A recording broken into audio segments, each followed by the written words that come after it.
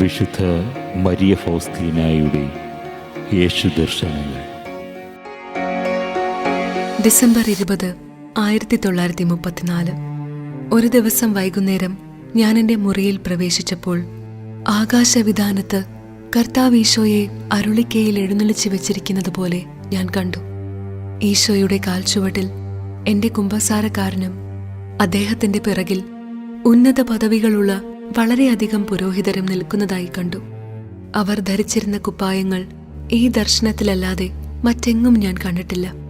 അവർക്കു പിന്നിൽ പല സന്യാസ സഭകളിൽ നിന്നുള്ള അനേകരും, അതിനു പിന്നിൽ കണ്ണെത്താ ദൂരത്തിൽ വലിയ ജനക്കൂട്ടത്തെയും കണ്ടു.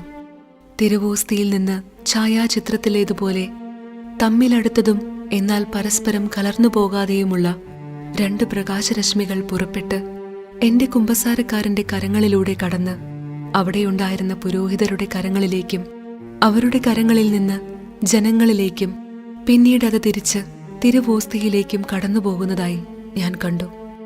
ആ നിമിഷം ഞാൻ പ്രവേശിച്ച എന്റെ മുറിയിൽ വീണ്ടും ഞാൻ ആയിരിക്കുന്നതായി കണ്ടു. ഡിസംബർ 22, 1934. സൗകര്യമനുസരിച്ച് ഇടദിവസങ്ങളിൽ ഞാൻ കുമ്പസാരിക്കാൻ പോയപ്പോൾ എന്റെ കുമ്പസാരക്കാരൻ വിശുദ്ധ ബലി അർപ്പിക്കുന്നത് കാണാനിടയായി. കുർബാനയുടെ 3-ാം ഘട്ടത്തിൽ സാധാരണ കാണുന്ന വലുപ്പത്തിലും അല്പം ചെറുതായി, പതിവിലും വ്യത്യസ്തമായി വയലറ്റ് നിറത്തിലുള്ള ഉടുപ്പ് ധരിച്ച് ഉണ്ണിയേശുവിനെ ഞാൻ കണ്ടു. സാധാരണയായി വെള്ള ഉടുപ്പിട്ടാണ് കാണുന്നത്. ഡിസംബർ 24, 1934. ക്രിസ്മസ് രാത്രി ആരാധന. രാവിലെയുള്ള വിശുദ്ധ കുർബാന സമയത്ത് ദൈവത്തിന്റെ സാമീപ്യം ഞാൻ അനുഭവിച്ചു. ഞാനത് മനസ്സിലാക്കിയില്ലെങ്കിലും എൻ്റെ ആത്മാവ് ദൈവത്തിൽ നിമഗ്നമായി. പെട്ടെന്ന് ഞാൻ ഈ വാക്കുകൾ ശ്രവിച്ചു: നീ എൻ്റെ ആനന്ദദായകമായ വാസസ്ഥലമാണ്, എൻ്റെ ആത്മാവ് നിന്നിൽ വിശ്രമിക്കുന്നു. ഈ വാക്കുകൾക്കു ശേഷം കർത്താവ് എൻ്റെ ഹൃദയത്തെ പരിശോധിക്കുന്നതായി എനിക്ക് അനുഭവപ്പെട്ടു.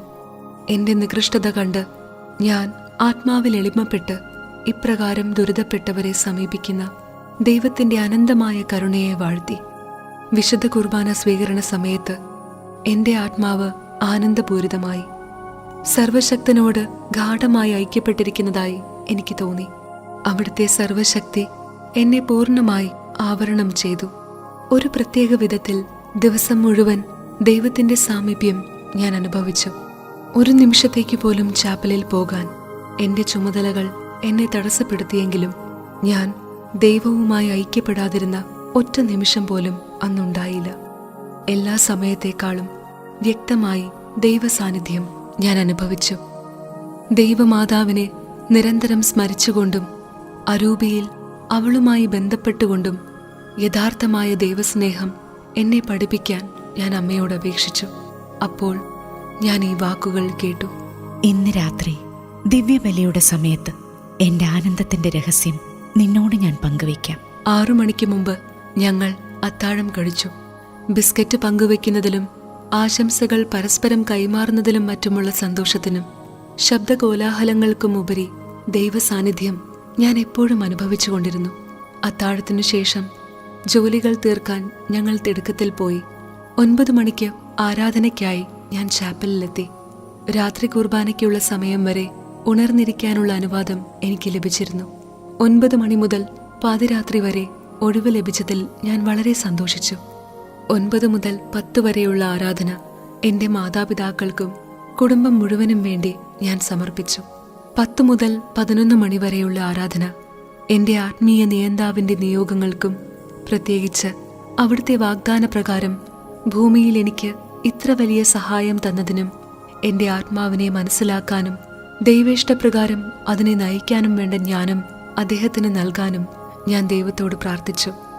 11 മുതൽ 12 മണി വരെ തിരുസഭയ്ക്കും വൈദികർക്കും പാപികൾക്കും പ്രേക്ഷിത പ്രവർത്തകർക്കും ഞങ്ങളുടെ മഠങ്ങൾക്കും വേണ്ടി പ്രാർത്ഥിച്ചു. എല്ലാ പുണ്യയോഗ്യതകളും ശുദ്ധീകരണ ആത്മാക്കൾക്കു വേണ്ടി സമർപ്പിച്ചു.